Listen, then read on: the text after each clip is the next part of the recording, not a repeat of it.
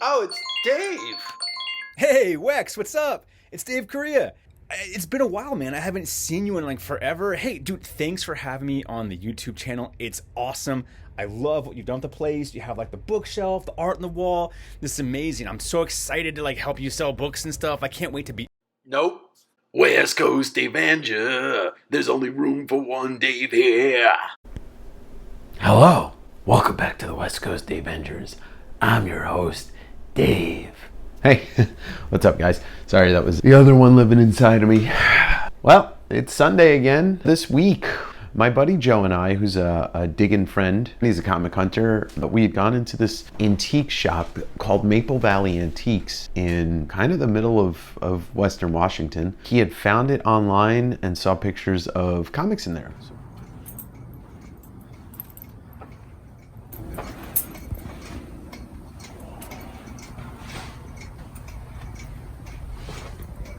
We walked in last week and we talked to the owner, Troy, a very nice guy, about comics and pricing, the market, and the way that things have blown up. And one thing led to another, and he asked us if we wanted to go through his storage office and kind of help him sort through his comics. And of course, a chance to dig through somebody's collection and see what they have and maybe have a chance to buy some stuff. Sign me right up. So this week, me and Joe took a drive down to Old Maple Valley Antiques and Collectibles. And so you're gonna see some of the stuff we found as we were finding it.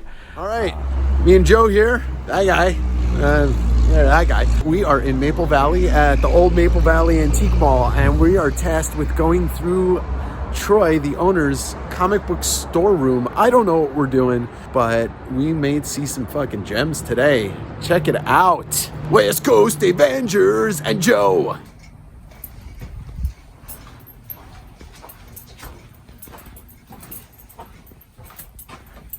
We are up here. Joe's gonna bring up some books. All right, let's go through this first. Let's see. Oh, here we got a Fantastic Four 62. We're looking for a 48, 53, a 50. We're in the zone. Avengers number 75, Eternals 6 and 8, Amazing Spider-Man number 53, Justice League number 50.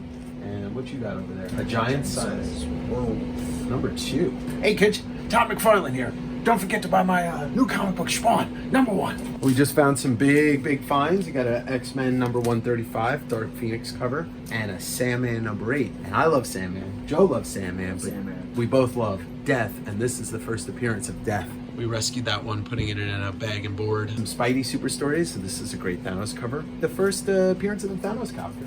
Normal comic. Oh! Is that a first Black Cat? Yes, it is. Amazing Spider-Man 194. Booyah! Joe over there looking through Batman stuff with Bronze Age, and here's a Fantastic Four number 59 without a cover. This is a first appearance of Jason Todd, Batman 357. So here's one that neither Joe nor I have seen before. This is Giant Size Spider-Man and the Punisher, number 4. It's a dope cover. So I'm gonna look up some of these books. I love these Deathlock covers. As you can see, we are going through a lot of books here. So if you see anything in here, I can tell you where to find it. It's gonna be in Maple Valley, Washington, which is not close to really anywhere. Oh, a Sleepwalker number 1, the darling hit from the 90s. Todd McFarlane. When you see Todd McFarlane, you buy Todd McFarlane. This one's a good one. I actually still want one. I'm going through some independent stuff, and I just ran into this, The Trouble with Girls. But look at that byline, that tagline. All the sex and twice the violence. We found some magazines, and in here was a Blade the Vampire Slayer. Marvel Preview Presents, number 3. Check out that cover. There you go. Got a second appearance of Carnage right here, just sitting there. Oh fuck, a Star Wars Whitman. It's a Whitman number 1 Star Wars. Here's a couple dollars. Go see a Star Wars. Neil Adams, Batman, annual number 14, Two-Face. I think that might be a key. There we go, Infinity. There's a guy.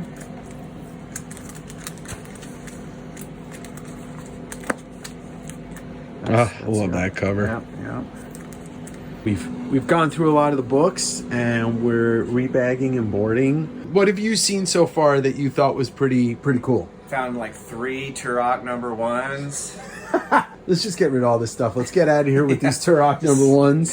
Here's a full run of Faust, the first act. Star-Lord. This is the first appearance of Star-Lord in magazine form, but it's in that condition. What do you think it's worth? $100. Whew. Man, we're gonna be rich. Amazing Spider-Man. So you got a 53 Doc Ock cover, 104 with Craven, 158 Doc Ock, number 200 classic John Romita cover, and 209 and 210, which is the first appearance of Madam Web.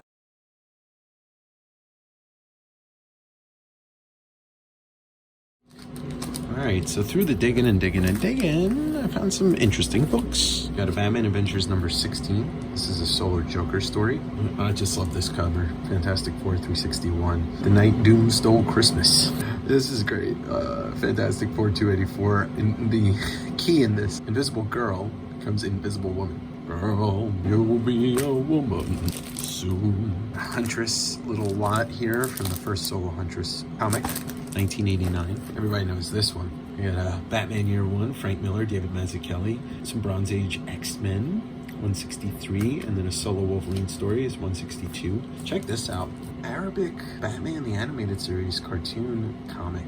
And then on the flip side is an R.L. Stine Goosebumps ad. Check out this homage. This is a Fantastic Four number 311.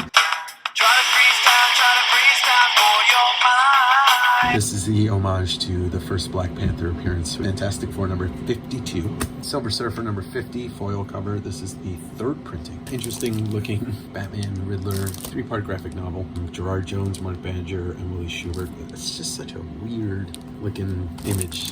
I like that one a lot more. And then part 3, even better. You can't go a day without seeing some Todd, and there's number 6 is the first appearance of Overkill. Number 7 is just a cool cover. Number 8 is the homage to Spider-Man number 1, Spider-Man 13, and some more Spawn. So these are all Spawn 298, which is an homage to Amazing Spider-Man 298. So you got 2 regular covers, 1 sketch cover, and 2 Virgin variants. Always love Norm Brayfogel's Batman covers. This is no slouch, even if the Joker is kind of slouchy. So here's a Fantastic Four number 24. As you can see, the cover's got a chunk taken out where number 24 would be. I don't know if this is even complete, but this is a first appearance of the Infant Terrible. Amazing Adventures Beast with a shootout cover. Tales of Suspense 82, featuring Iron Man and Captain America. Daredevil, number 22, The Tri-Man Lives. Strange Tales, number 151, and Tales of Suspense, number 27, which, it's definitely Jack Kirby. Marvel Team Up, Ant-Man and Spider-Man, the second appearance of the Taskmaster.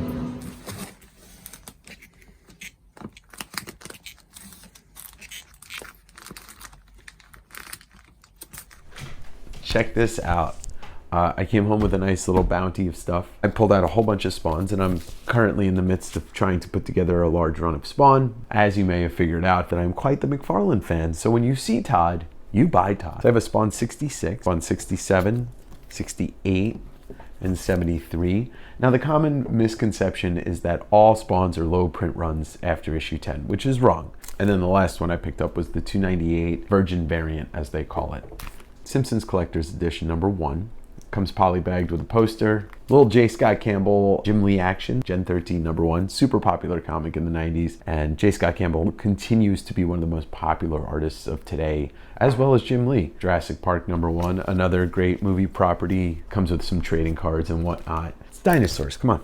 Now for you kids at home watching this, God, I hope there's no kids watching this. This is not a program that kids should be watching. You should be watching shit like He-Man and My Little Pony and Pokemons and Star Wars. I picked up a whole big run of Faust, or Faust, as you might have said it in the past. Tim Vigil and David Quinn's classic outlaw comic that I used to see this at conventions when I was a kid. I never bought it because nobody would sell it to a 14-year-old kid. I think I was a little too nervous to buy it, just because I wasn't aware of what was going to happen if I opened it up. Then I saw Faces of Death and everything changed. But I picked up a whole nice run of this. and I'm excited to finally just check it out.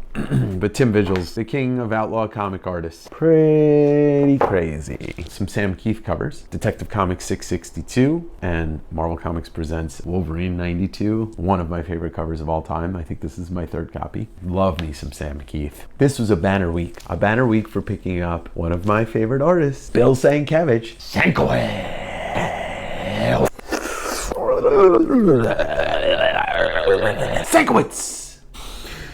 Oh my god. I found some amazing Sienkiewicz stuff. This was one I had never seen before. Venom Annual #1, variant edition. Bill fucking Sienkiewicz is a god. What if 45? What if the Hulk went berserk? I'm excited to read that one. The killer Sienkiewicz pickup is this Marvel Preview #21, Moon Knight. I had never seen this book until about 9 months ago, and this cover is just super stunning. It's a little beat up, but it doesn't affect how the cover looks, and I'm really stoked to have that. Another big what if book that I don't have. What if #31? What if Wolverine killed Hulk? What if? But it doesn't matter because the Hulk's immortal. I always loved these two covers by Rich Buckler. Deathlock #26 and #36. I always thought these covers were done by Jim Steranko. They are very Steranko-esque, but they are not. Rich Buckler is actually a fantastic artist. Pulled these two books out yesterday.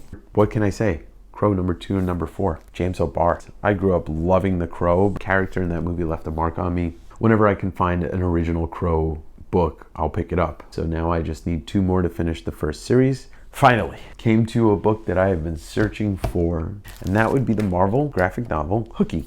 And Hooky is illustrated by Bernie Wrightson. And I love Bernie Wrightson. Will not stop talking about him. I put him up there with my love for McFarlane. But this Spider-Man graphic novel is a great read. Spider-Man goes off-world to another dimension. There's crazy demon thing. It's just a great read. If you ever find it, just grab it. It's not super expensive.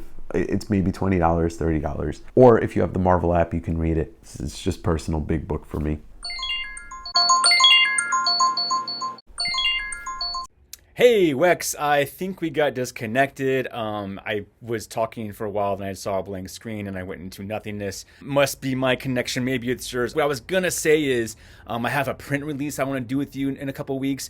Maybe you can help me promote it since your channel's so huge now. And yeah, man, it'd be great to... Fuck. We probably sorted through about 5,000 books yesterday. In the future, though, I do want to do a claim sale with him at his shop, and I think that would be a fun experience. If anybody watching this is from the Pacific Northwest and they're in the area, it's east of Tacoma and Seattle, a little bit of south of Seattle as well. Check it out. Go in there, talk to Troy. He's a really good guy. That'll be it for this week. Like, follow, subscribe, throw a comment down below, and stay tuned to Instagram. Be doing a live claim sale in the near future. I appreciate everybody that's been following along.